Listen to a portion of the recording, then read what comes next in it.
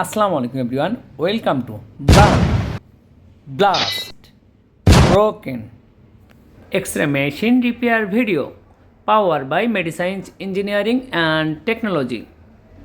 The table transformer burned for short circuit in collimator and collimator wall cables and circuit is damaged. Already I opened the burn transformer inside of the table and put on the X-ray tube stand. And this type of accident only for overload bulb use. We know X-ray collimator halogen bulb 50 watt.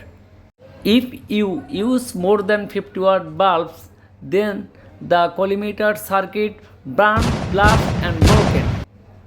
And last result is again transformer is burned. Be careful all engineers and operators. When you change the collimator bulb, then only use 15 watt halogen bulb. Okay, now I try to solve the machine problems. First I solve the collimator light control circuit and second I solve the collimator wall wirings cables and last I replace the power transformer. And I hope you watch the end of video. Thank you so much for being with the Medi-Science engineering and technology.